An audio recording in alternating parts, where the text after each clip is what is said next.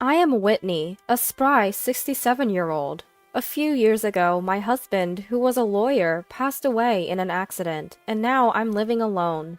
I have one son, but he got married and moved out. His name is Timothy. He's 35 years old. He works at a civil engineering firm, and currently, due to his job in a rural area, he resides in a rental apartment nearby with his wife. His wife, Brittany, is 33 years old. Timothy and she met at their workplace where they were colleagues, grew close, and after a period of dating, they got married 3 years ago. Given their jobs entail long business trips, they have decided to hold off on having children for now, so they don't have any yet. As for me, I'm eager to see my grandchildren, but I understand Timothy has his plans, so I'm patient. Currently, I am not employed, but thanks to my late husband's life insurance, accident insurance, and inheritance, I am living comfortably. I believe I am in good health for now, but recently I have started feeling the weakening of my legs and hips, and living alone has begun to feel a bit unsettling. One day, Timothy called to say he would visit. I was looking forward to it, since it had been a while since he said something like that. Then, Timothy came over with Brittany. "Mom, long time no see. Have you been well?" "Whitney, it's been a while. Have you changed at all?"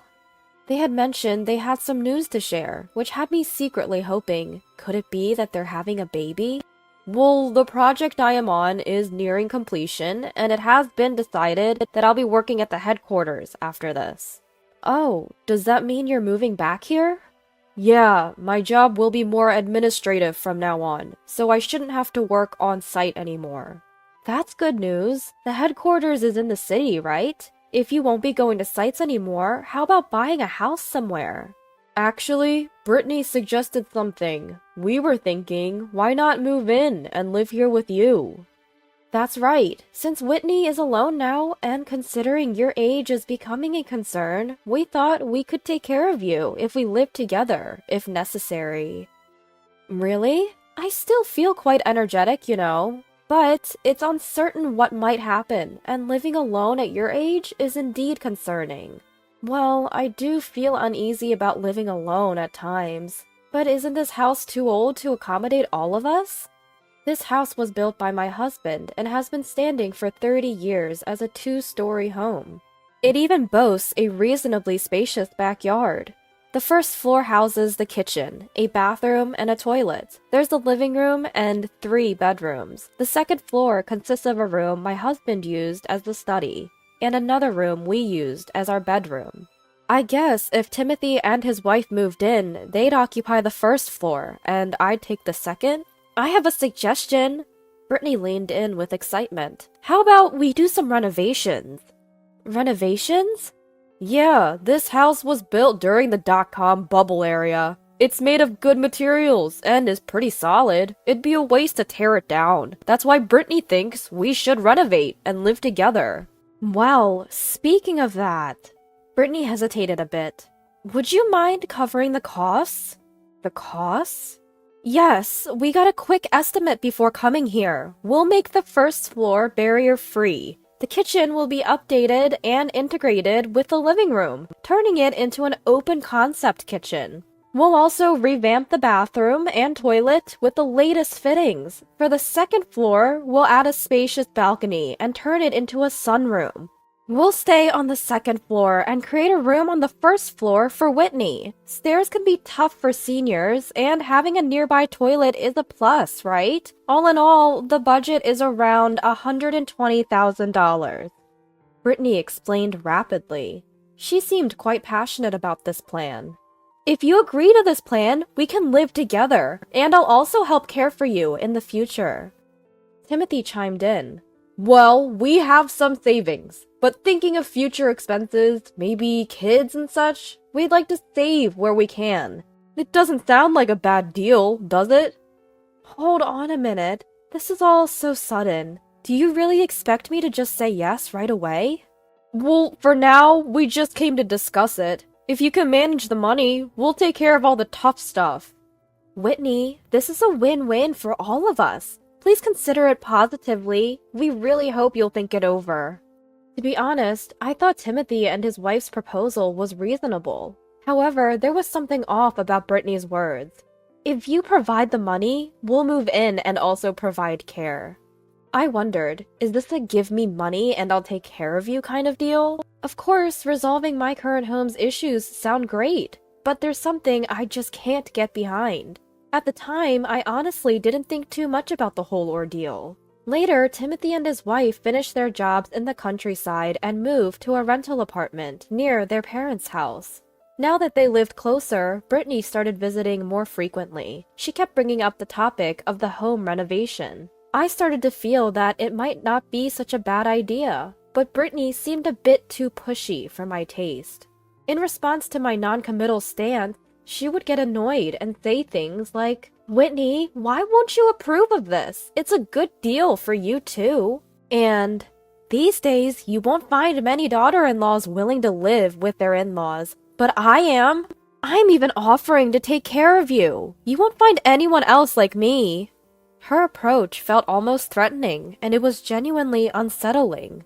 When I asked her why she was so desperate, she glared at me and snapped. "Desperate? Don't you realize this is all for you, Whitney? We're talking about securing your retirement with $120,000. That's not a small amount." I found Brittany's attitude quite off-putting. Timothy, instead of intervening, asked me to listen to her, saying, "Mom, we're trying to help. Please, just listen to what Brittany has to say." I was completely taken aback. Thankfully, thanks to my husband, we were financially comfortable, and I always planned to leave some inheritance to Timothy. Everything should work out. If Brittany could genuinely care for us in our old age, perhaps I wouldn't have to think about costs like retirement communities. I began to think that maybe, just maybe, Brittany's plan was a win-win, as she put it. So I agreed and let Timothy know. "Great, we'll start making arrangements. Please prepare the money."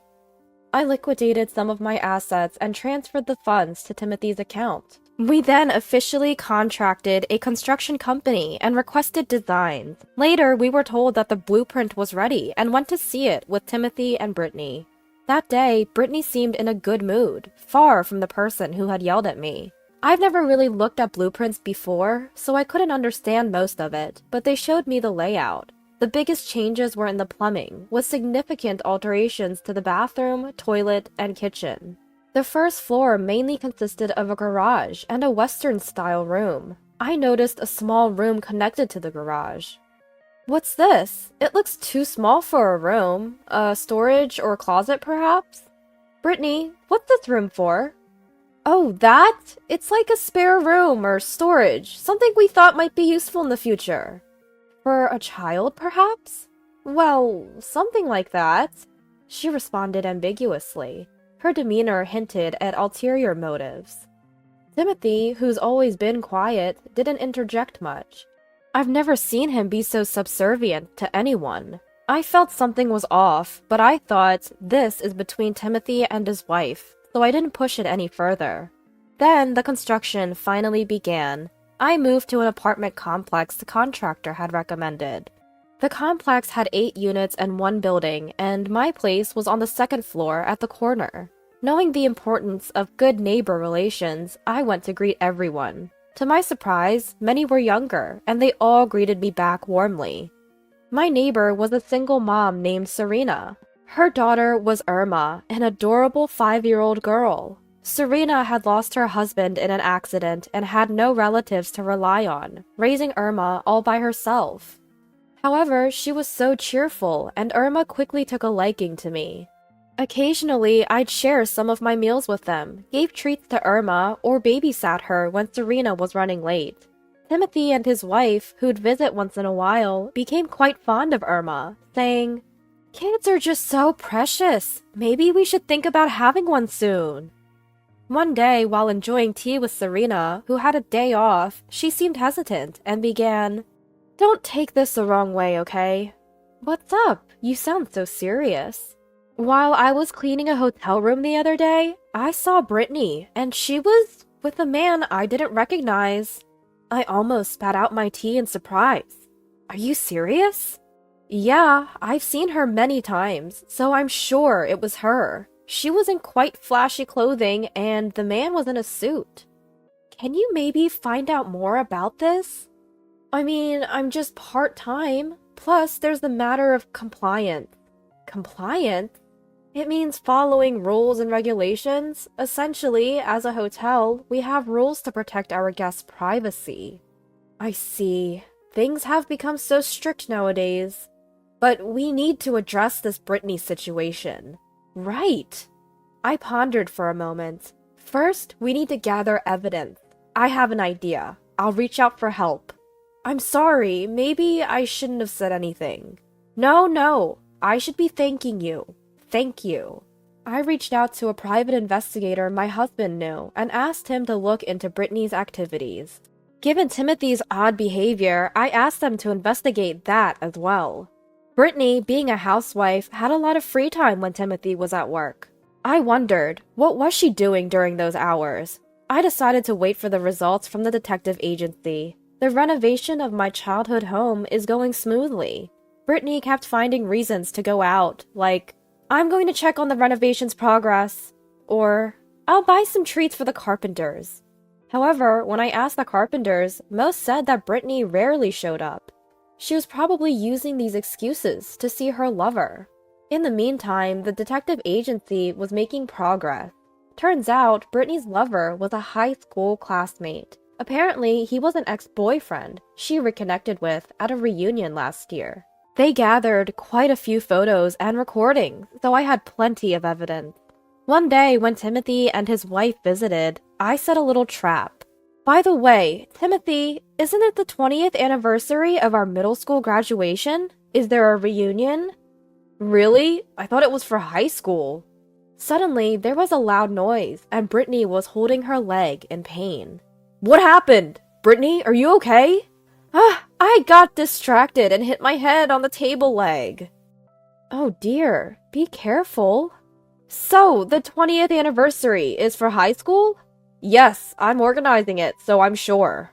I wish it was for middle school. I would have seen my old flame, Clementina.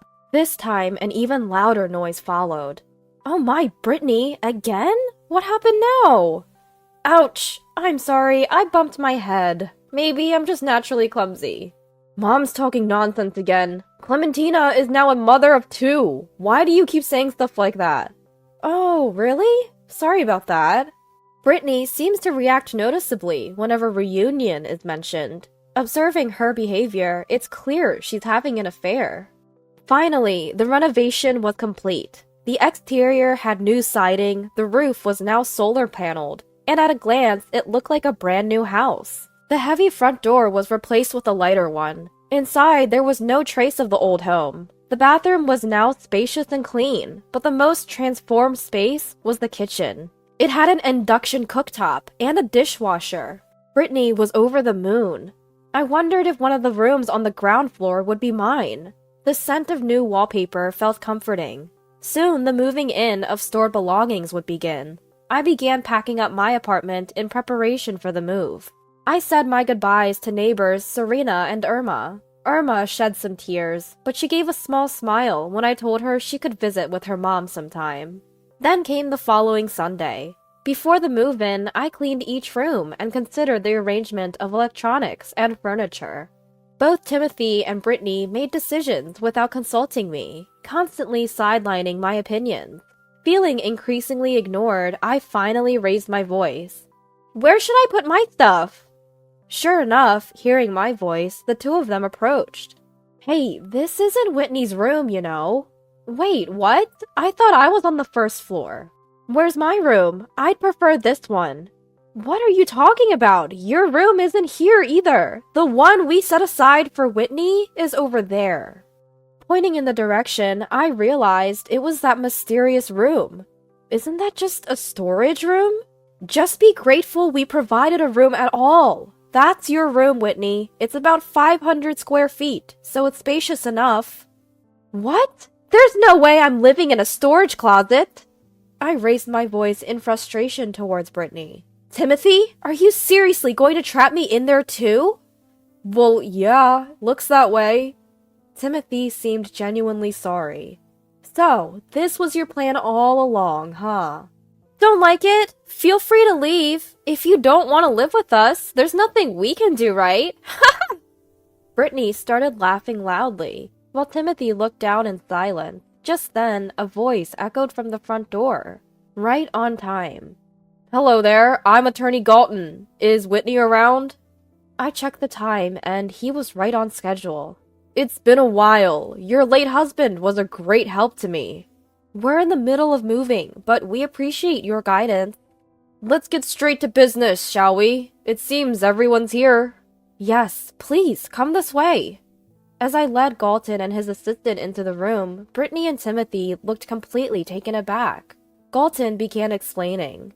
First, regarding Timothy's debts, or rather his loans, they were recently settled by a third party. Here are the related documents. Meaning, I had paid off Timothy's debts on his behalf. Wait, what is this? Mom, why did you... I found out about the debt from your failed investment. It was initially covered by Brittany's parents, but I've taken care of it. They were okay with the arrangement. Mom, you knew about this? Now you don't need to hold back anymore. Speak your mind. Mom, I'm sorry. Thank you. We'll talk about this later. That was just a small thing. Now, on to the main topic. Main topic? Timothy looked confused. From our conversation so far, Brittany was already sweating bullets. Whitney, I'm the victim here. My husband lost our money in a bad investment, and my parents had to cover up the debt. She started defending herself, even though I hadn't said anything. So, you've been manipulating Timothy, right? I mean, Timothy did wrong, but you've been up to something even worse, haven't you? What are you talking about? I've done nothing. As she said this, her face turned pale. Galton continued the discussion. So, let's get to the point. Brittany, you're having an affair with an old flame from high school. What? Timothy looked at Brittany, his face full of shock. No, it's not serious. It's just a fling. Timothy is the only one I truly love. I swear. Well, we're just presenting objective facts here. Even if you say you only love your husband, it doesn't matter to the fact. We're just reporting based on our findings. The investigator then pulled out some photos and played a voice recording. Timothy's just my ATM. I'm just using him until I can be with you. Where did they record that? They're really thorough. That was just the beginning of the recording. I tricked that idiot and his parents to renovate their house. First, I'll kick out his mother, have a friend seduce my husband to catch him cheating, then divorce him.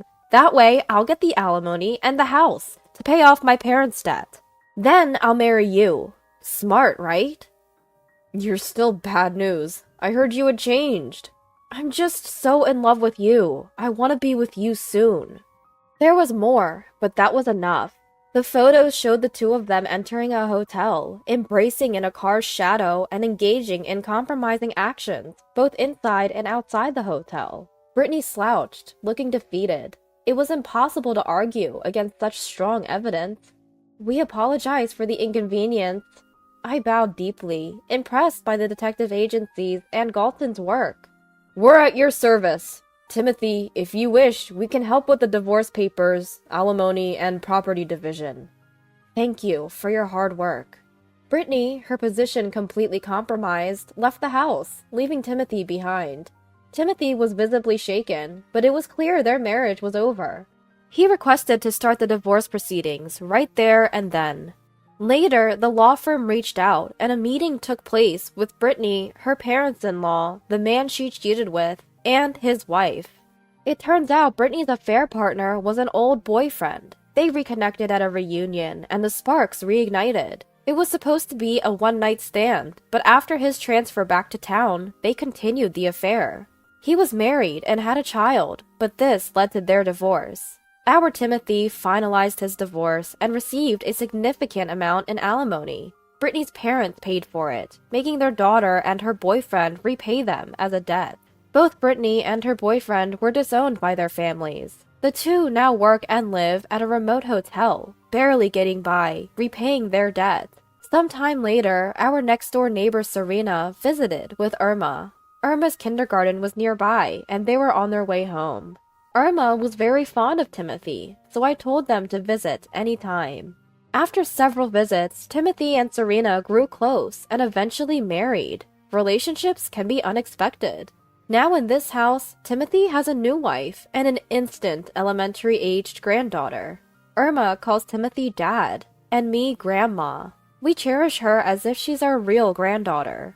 Timothy and his wife live harmoniously. I cherish these happy moments.